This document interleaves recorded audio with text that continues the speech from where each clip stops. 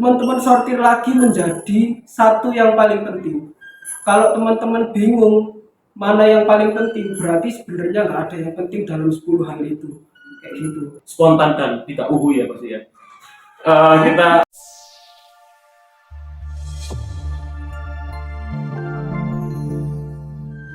Halo Semanggi, jumpa lagi dengan kita ya dari divisi produk kreatif ya. Perkenalkan saya Wira. saya Anwar, saya Reza. Nah. Mau bedah buku yang berjudul Seni Mengelola Waktu dari Bryan Adam. Jadi kita di sini mau mengupas tuntas buku ini ya, entah itu sampai beberapa bulan ke depan. Dan ini kita kebetulan sedang membahas bab 2 tentang manajemen waktu.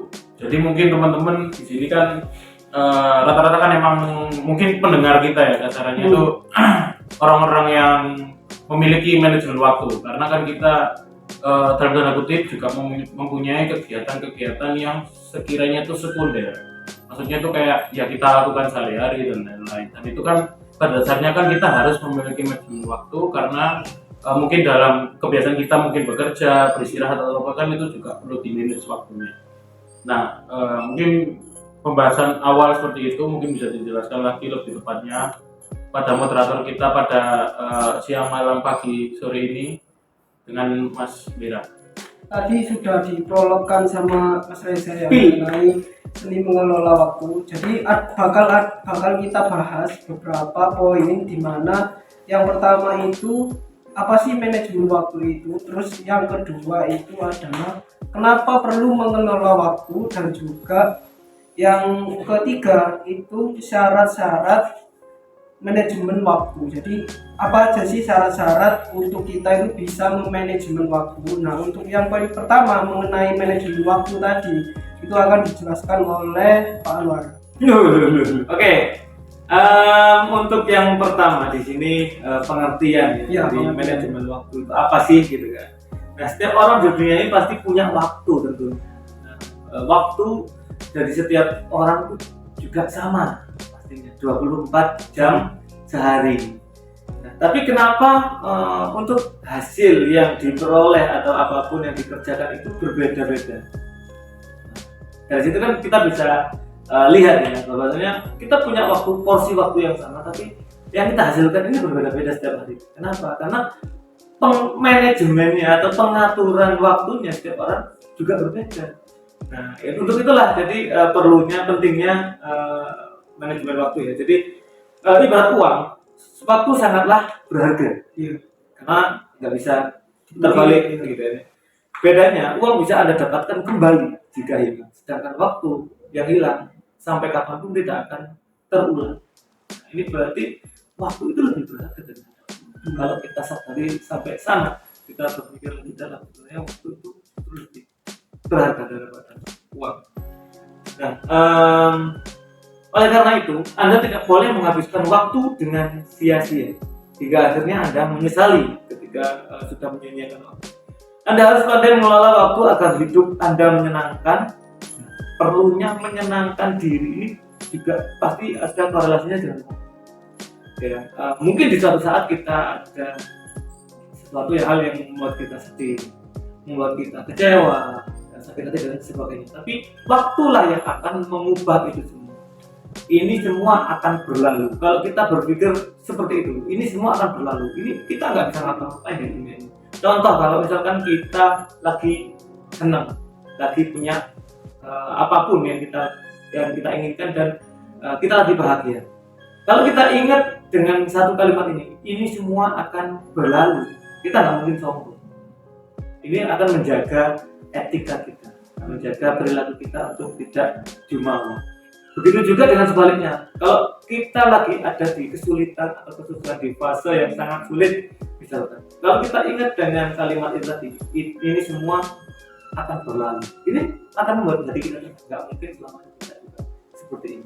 Nah, seperti itulah untuk gambaran singkat ya mengenai manajemen waktu. Oke, untuk selanjutnya silakan dilanjutkan. Ya, untuk poin kedua tadi sudah didahului ya dengan pengertian manajemen waktu dari Pak Anwar. Yang kedua ini saya akan membahas kenapa sih perlu mengelola waktu. Ya, seperti yang beberapa sudah disampaikan sama Pak Anwar mengenai pentingnya waktu. Bahkan sampai ada kata-kata atau quotes gitu ya, kutipan bahwa kado terbaik atau hadiah terbaik yang bisa diberikan oleh seorang itu kepada kalian adalah waktu. Kenapa? Tadi Pak Anwar sempat mengibaratkan seperti uang juga. Bahkan menurutku pribadi, waktu lebih berharga daripada uang, karena juga kembali lagi sama yang sudah dijelaskan sama Pak Anwar ya, uang itu bisa dicari teman-teman, tapi waktu itu nggak bisa kembali. Jadi kalian hargai seseorang atau yang istilahnya itu kolega-kolega gitu ya, teman-teman yang istilahnya itu memberikan waktunya buat kalian itu, karena kenapa? Dia itu memberikan sebagian dari hidupnya yang tidak bisa kembali kayak gitu. Kenapa perlu mengelola waktu? Karena penting banget teman-teman ya. Terus ada satu kutipan juga dari filsuf Yunani, kebetulan saya lupa namanya siapa, tapi bagus banget dia, hasil merenungnya dia itu keren banget. Dia itu sempat merenung kayak gini, aku itu sempat protes kepada waktu. Aku itu kalau misal waktu itu berwujud orang, aku pengen tanya sama yang namanya waktu itu, apa sih solusi terbaik dari segala yang saya alami ini? Si waktu itu menjawab, biarkan aku lewat kayak gitu. Jadi perlu banget mengelola waktu ya teman-teman, karena sesuai istilahnya itu prioritas pentingnya itu bahkan lebih berharga daripada uang yang tidak bisa kembali kayak gitu. Nah di sini di buku ini yang dijelaskan oleh Bryan Adam itu, waktu merupakan salah satu sumber daya untuk pekerjaan Anda, dan Anda harus mampu mengelolanya secara efektif dan efisien. Jika Anda ingin meraih kesuksesan dalam hidup, Anda harus mampu mengelola waktu dengan baik. Kualitas hidup dan kesuksesan Anda memang ditentukan oleh banyak faktor. Namun pengelolaan waktu adalah faktor yang paling penting dalam semua aspek tadi. Seperti itu. Jadi jangan sekali-sekali teman-teman meremehkan waktu ya, meskipun 1 detik itu sangat berharga karena nggak bisa kembali lagi ya.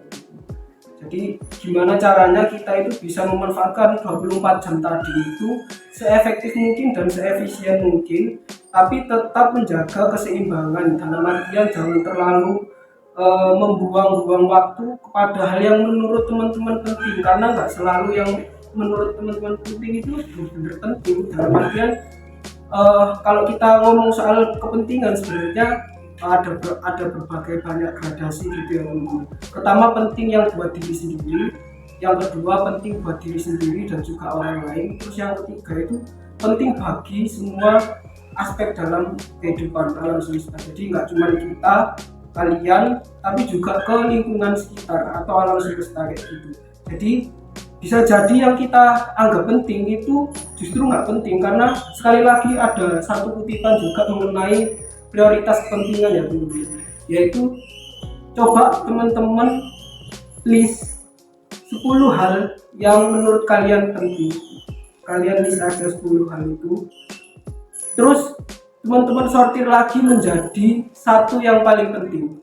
Kalau teman-teman bingung mana yang paling penting, berarti sebenarnya nggak ada yang penting dalam 10 hal itu kayak gitu. Itu mungkin penjelasan singkat dan juga beberapa penjelasan kepada poin kedua, yaitu kenapa perlu mengelola waktu. Saya mungkin akan melanjutkan dari potongan terakhir ketika saya menjelaskan yang bab kedua, yaitu tentang kenapa sih perlu mengelola waktu itu.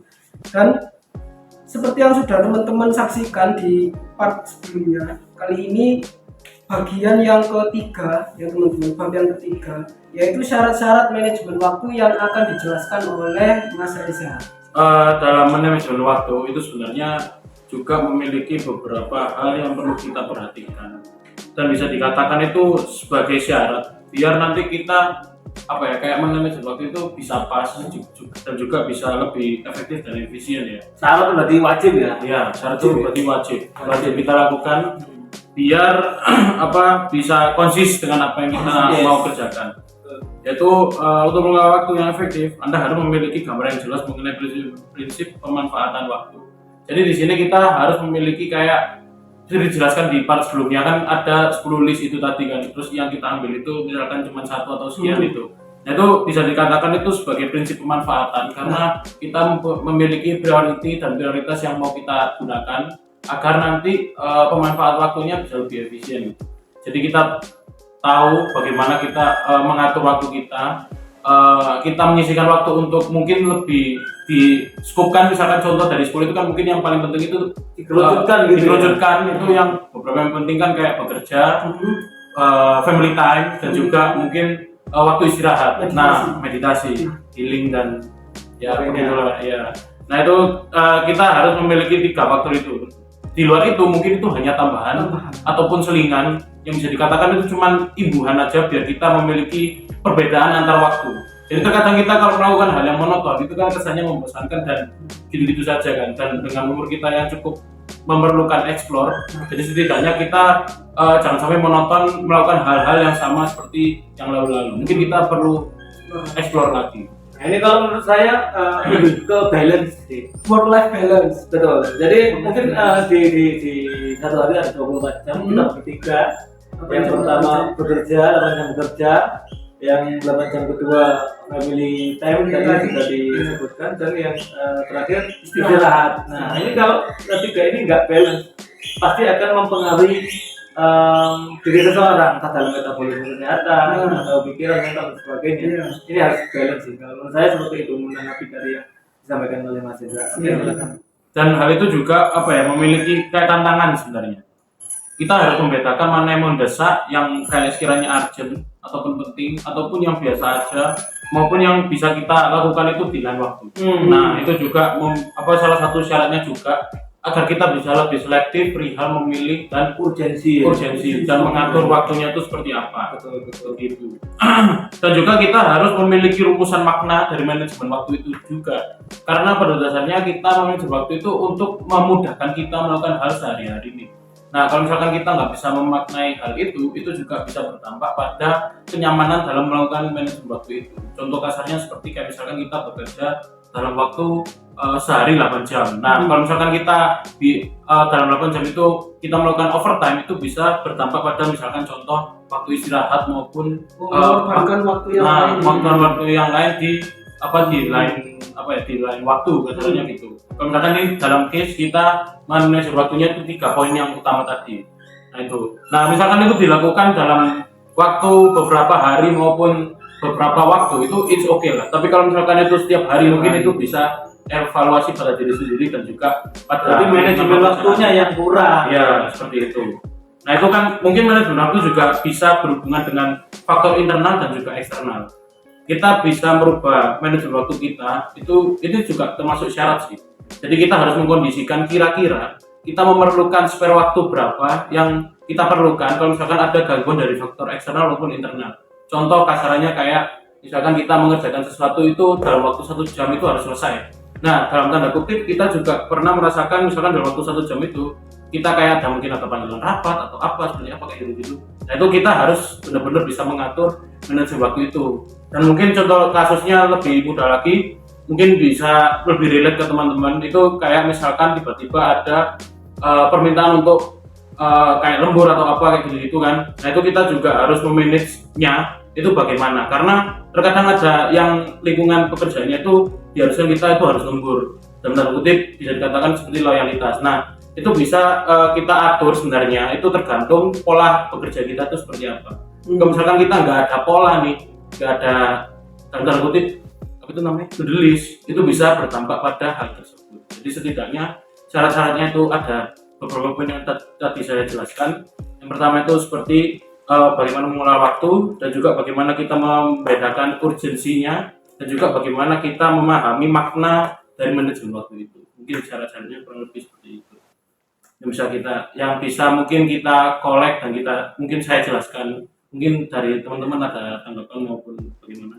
Nah, kebetulan kita lagi bahas tentang waktu ya. Sebenarnya saya punya satu case atau satu kasus yang sebenarnya saya butuh pendapat atau pandangan dari teman-teman sekalian mengenai manajemen waktu tadi. Karena kenapa? Kalau kita ngomong tentang manajemen waktu, selalu itu yang seolah-olah disalahkan adalah ketidakbejusan atau ketidaklihayannya dalam mengelola waktu, karena yang kita semua tahu waktu itu tidak bisa diganggu gugat. Sehari pasti 24 jam dan semuanya itu semua orang pasti ya 24 jam itu. Tapi bagaimana kalau misal tadi kan sempat saya singgung tentang misal to-do list tadi, yang misal kita coba ngelis 10 hal yang bisa kita lakukan dalam sehari yang penting-penting itu, dan mulai kita kerucutkan satu hal yang paling penting yang harus dilakukan yang nggak bisa di skip dalam satu hari. Memang ada tipe orang yang kayak gitu, tapi bagaimana kalau di belahan dunia yang lain ada satu orang yang bener-bener ya, universe yang lain itu bener-bener dia itu 10 hal tadi itu gak bisa gak di skip gitu. Tapi problemnya adalah 10 hal tadi kalau misal dia lakukan semuanya, dia itu merasa 24 jam ini kayak kurang. Pernah nggak sih teman-teman itu merasa, aduh kok rasanya satu hari itu kok berasa lama gitu ya?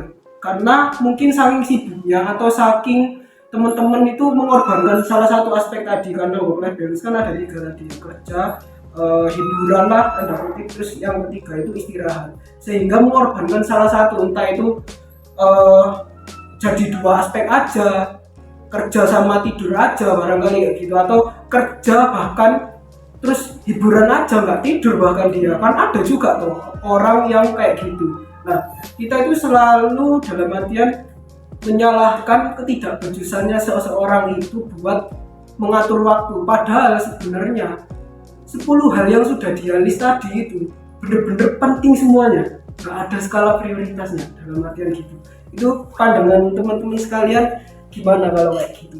Jadi kita ini menyikapi perihal orang yang melakukan 10 hal itu, tapi dia dijudge nggak becus gitu.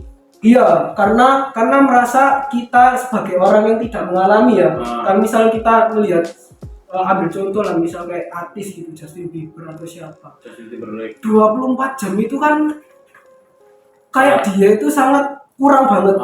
Bahkan mungkin dia nggak tidur, tapi dia harus kayak gitu loh, karena dia punya 10 list yang tidak bisa di skip kayak gitu. Iya kan? Nah itu gimana cara, apakah teman-teman tetap menjudge si Justin Bieber tadi, kamu tidak becus mengatur waktumu kayak gitu? Padahal listnya banyak. Begini, kalau saya itu yang ditanyakan oleh Iya, tergantung indikatornya dan situasinya seperti itu. Contoh ya, misalkan orang sakit, ya orang sakit itu waktu tetap 24 jam. iya, Tapi nggak mungkin tiga-tiganya biasa tadi dilakukan. Pasti lebih banyak di porsi istirahat, atau bahkan istirahat terus, ya kan?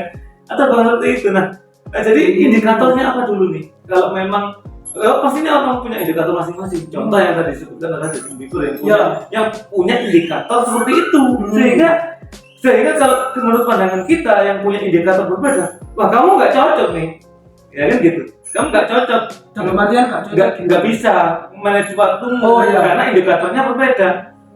Goalsnya ini loh, ya kan gitu. Kalau berarti indikator memandang si Justin tadi itu tetap dia tidak pandai mengatur waktu atau gimana? Tidak pandai mengatur waktu kalau indikatornya sama dengan dia. Nah kan gitu. Tergantung kondisinya. Iya. Tergantung indikator dan juga tadi situasinya seperti apa. Kalau orang sakit tadi nggak ada sulit-sulit. Orang sakit tuh pasti work life balance-nya tadi nggak seimbang. Bahkan 10-10-nya tadi bisa jadi nggak dilakukan semua. Betul. Karena indikatornya jangan kesembuhan atau kesehatan dulu nih. Gitu. Kalau mungkin kalau menurutku itu mungkin aku mungkin pernah mengalaminya. Itu sebenarnya tuh indikatornya tuh sebenarnya apa yang dilakukan dia sehari-hari. Karena contoh misalkan kayak saya dulu pas zaman kuliah itu pagi sampai sore itu saya fokusnya kuliah, entah itu ngerjakan tugas dan lain-lain. Ya. Sore sampai malam itu saya bekerja freelance. Gitu. Jadi waktu 24 jam itu bisa dikatakan kurang karena kita memiliki indikator dan juga acuan waktu yang perlu kita kejar. Gitu. Jadi saya juga pernah merasakan kayak fase di mana merasa kayak waduh gak kerasa wis jam 9, gak kerasa wis bengi tak opo dan lain-lain. Itu bukan karena kita merasa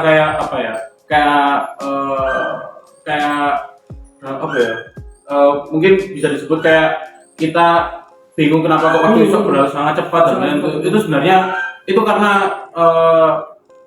apa ya, reaksi otak terhadap waktu. Jadi kalau misalkan kita memiliki rasa kayak dikejar, beban yang besar dan lain-lain, pasti waktu itu berjalan sangat cepat. Tapi kalau misalkan kita santai menikmati sore dengan kopi dan lain-lain, pasti waktu terasa lama. Ada sekali pengangguran ya. Nah itu Reza waktu menyikapi kejadian atau scene waktu itu, waktu kuliah dan lain sebagainya itu, pernah nggak kepikiran kayak aku ternyata payah ya dalam mengatur waktuku, sehingga aku bahkan nggak bisa tidur gitu. Maksudku pernah ada stigma buat ngejudge dirimu sendiri bahwa wah aku betapa payahnya aku dalam mengatur waktu kayak gitu. Pernah nggak? Kalau hal seperti itu karena pada dasarnya kita mengatur waktu itu kan mungkin bisa diatur sebaik mungkin, tapi mungkin ada gangguan maupun dorongan dari pihak eksternal maupun internal. Itu jadi waktu yang kita buat itu sebaik-baiknya pasti bakal berubah. Contoh kayak misalkan contoh kita kayak jam makan pasti misalkan jam 12 ternyata kita tiba-tiba ada apa itu kan waktunya berubah nih gitu. Nah kalau misalkan case saya dulu itu sebenarnya ngejudge diri sendiri itu dalam arti kayak kenapa kok aku bisa miss dalam manajemen waktu itu tadi. Pernah seperti itu, pasti pernah, karena itu sebagai dorongan agar nanti di kedepannya itu bisa lebih rapi. Mungkin aku bisa belajar seperti itu karena misalkan kayak aku nggak ada timeline atau nggak ada apa dan lain-lain.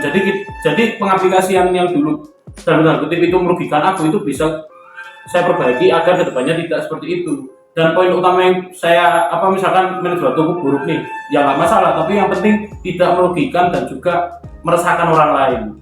Jadi misalkan kalau kita manajemen waktu kita ada yang kurang dan lain-lain, terus tiba-tiba kita harus melakukan hal yang spontan dan tidak ya berarti ya.